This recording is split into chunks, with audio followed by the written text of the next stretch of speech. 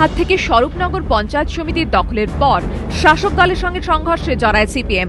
অভিযোগ, ঘটনার দিন পঞ্চায়েত সমিতির সিপিএম প্রার্থী সাত্তার গাজীকে লক্ষ্য করে গুলি চালায় তৃণমূল আশ্রিত দুষ্কৃতীরা। লক্ষ্যভ্রষ্ট হয়ে সেই গুলি লাগে সাত্তারের ভাই রফিকুল গাজীর গায়ে। গুলিবিদ্ধ হন আরও এক সিপিএম কর্মী। 5 দিন ধরে এসএসকেএম মৃত্যুর সঙ্গে পাঞ্জা লড়ার পর সোমবার ভোরে মৃত্যু হয় রফিকুলের। খবর পৌঁছতেই ফের উত্তেজনা ছড়ায় স্বরূপনগরে। পথ অবরোধ করেন সিপিএম কর্মী সমর্থকরা। চরম ভোগান্তিতে পড়েন সাধারণ মানুষ।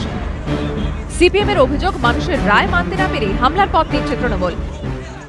রফিকুল গাজীকে এই নির্মমভাবে হত্যা করা, নৃশংসভাবে হত্যা করা, পয়েন্ট ব্ল্যাঙ্ক রেঞ্জ থেকে গুলি চালিয়ে হত্যা করা তৃণমূল কংগ্রেসের পঞ্চায়েত সমিতির বিজয়ী প্রার্থীর নেতৃত্বে সংগঠিত এই গোটা হামলা, আক্রমণ, এই সমস্ত কিছুর বিরুদ্ধে স্বরূপনগরের মানুষ প্রতিবাদে পথে নেমেছেন। মানুষ যে রায় দিয়েছেন সেই রায় মেনে নিয়ে তৃণমূল কংগ্রেস তারা নতুন করে কোনো ঘটনা ঘটানোর উদ্যোগ নেবে না, শান্তি শৃঙ্খলা বজায় রাখবার জন্য চেষ্টা করবে।